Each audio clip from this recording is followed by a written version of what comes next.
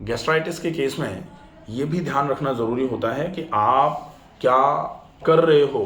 वो तो सब करते हैं कि खाना पीना ध्यान रख रहे हैं, हम तो नहीं खाते उल्टा सीधा ये सब, लेकिन क्या नहीं खाना है जिसको खाने से बहुत ज़्यादा समस्या हो जाती है।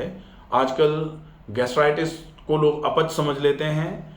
वहाँ अपच मतलब खाना पच नहीं रहा, पेट भारी, अजीर्ण हो रहा है, तो लोग मेथी का पाउडर हींग के साथ अजवाइन के साथ मिला मिला करके अजवाइन का काढ़ा, अजवाइन का सत्व ये देते रहते हैं, और यहाँ इन्फ्लेमेशन इससे बढ़ता रहता है, गर्मी बढ़ती रहती है, पित्त बढ़ता रहता है, और पित्त जितना बढ़ेगा ये प्रॉब्लम बढ़ जाएगी। इसलिए कुछ चीज़ों का जो निषेध है उसको स्ट्रिक्टली समझ लेना पड़ेगा। निषेध में सबसे पहले नंबर पर निषेध होगा, आप जो भी तासीर में गर्म है उसको बिल्कुल अवॉइड कर दो। अब तासीर में गर्म में इस केस में जो जनरली आजकल बताया या दिया जा रहा है वो है कि अजवाइन खा लो, तो इसमें अजवाइन नहीं चलती, बिल्कुल भी नहीं खाएंगे किसी भी फॉर्म में, पाउडर, सत्व, पानी, काढ़ा, कुछ नहीं। दूसरे नंबर पर मेथी, इसमें मेथी भी नहीं चलती। मेथी लेते ही इरोजन्स हैं तो वो और बढ़ना चालू हो जाएंगे, गर्मी बढ़ेगी मेथी से, मेथी भी नहीं लेनी।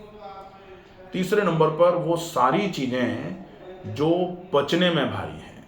अब पचने में भारी क्या है, जैसे बैंगन, फूल गोभी, छोले, राजमा, ग्रेवी वाली बहुत ज़्यादा मसाले वाली सब्जियां, और इनफैक्ट मसाले जैसे गरम मसाले, छोला मसाला, ये मसाला, ब्रांडिंग वाले मसाले, ये जो हैं ये सारे मसाले तासीर में गर्म होते हैं, इनको भी हमको छोड़ के रखना पड़ेगा।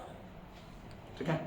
इसके अलावा आपको ये भी ध्यान रखना पड़ेगा कि कोई भी वो चीज़ जो ज़्यादा टाइम लेती है पचने में और उसके बाद भी नहीं पचती है।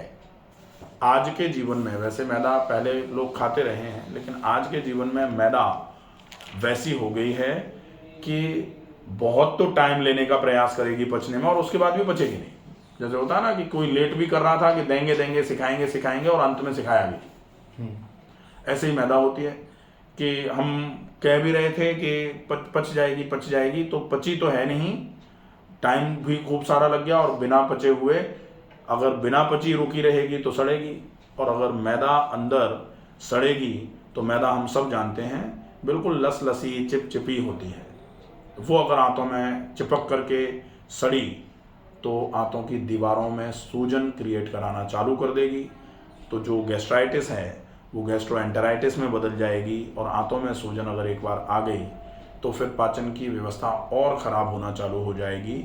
फिर वहाँ से खिंच करके अगर खाना रस के रूप में रक्त में आएगा भी तो रक्त अशुद्धि करा देगा, और अगर एक बार रक्त अशुद्धि हो गई तो कहा जाता है रक्त अशुद्धौ शरीर अशुद्धि, क्योंकि रक्त का मतलब वो है जैसे नगर पालिका की टंकी में से पानी पूरे कॉलोनी में जा रहा है ना, तो ये नगर पालिका की टंकी मान लो, यहाँ से पूरे शरीर में जा रहा है सब कुछ। अब यहाँ से खिंच के वो गंदगी अगर खून में चली गई ना तो पूरा शरीर खराब हो गया ये मान लो।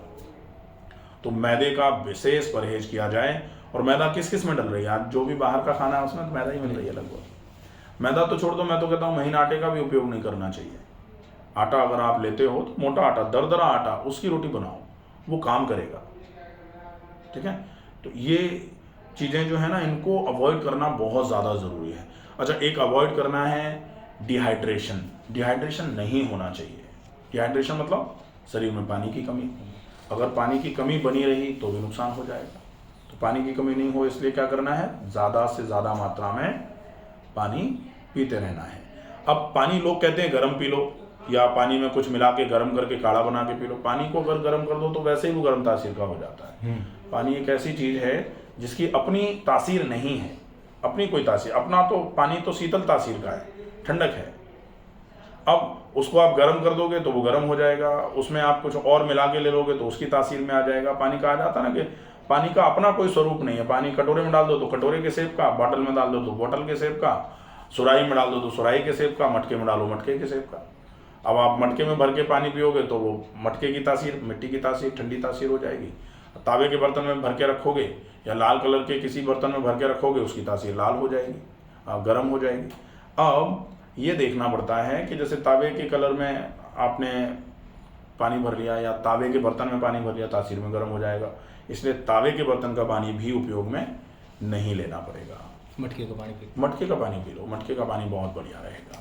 मटके पे भी कोशिश करो ऊपर से वाइट कलर का कोई कपड़ा या कैसे भी बांध दो, जैसे पहले के लोग करते थे ना, मटका कहीं छाया में रखा हुआ हवा वाली जगह पे और उसके ऊपर भी कुछ वैसा कुछ बांध दिया जो पोरस हो और सिंगल रहे।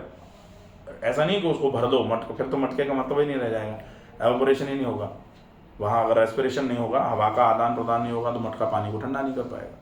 ठीक है, तो सिंगल रैप, एक कोई भी कॉटन का कपड़ा सिंगल रैप, बिल्कुल थोड़ा सा अच्छे तरीके से, बहुत ज़्यादा टाइट नहीं बांधना है उसको, वो बांध के छोड़ दो। वाइट कलर का बांधोगे तो कलर का भी इफेक्ट थोड़ा सा आना चालू हो जाए, क्रोमोथेरेपी, तो वो भी अच्छा रहेगा।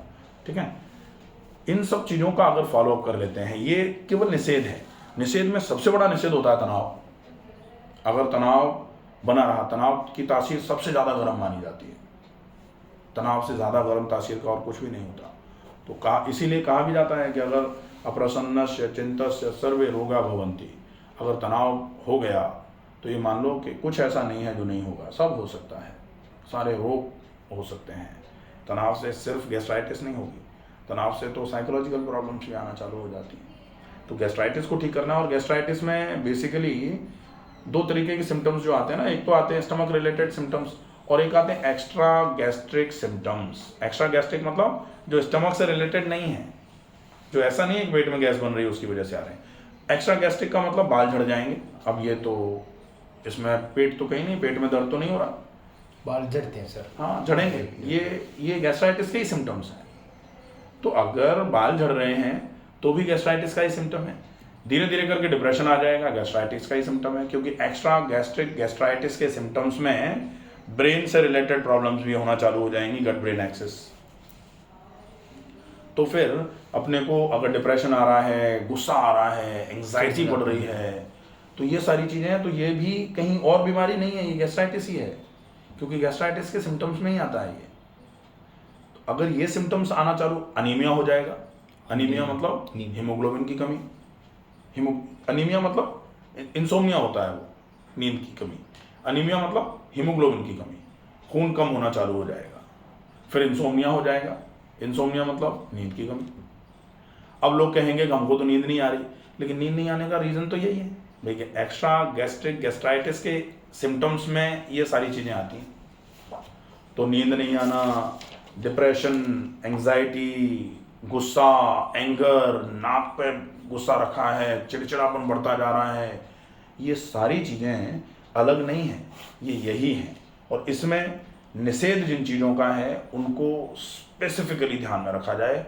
और सेडेंट्री लाइफस्टाइल सबसे बड़ा निषेध है। सेडेंट्री लाइफस्टाइल मतलब अनियमित दिनचर्या, अनियमित जीवन शैली। तो अनियमित जीवन शैली में अगर हम रहेंगे तो ये समस्या ठीक नहीं हो पाएगी, फिर डेफिनेटली प्रॉब्लम रहेगी। ठीक है, ये बिल्कुल क्लियर हो गया ना? तो ये सारी चीज़ें अच्छे से फॉलो कर दो बस, डेफिनेटली बिल्कुल क्लियर हो जाएगा सारा।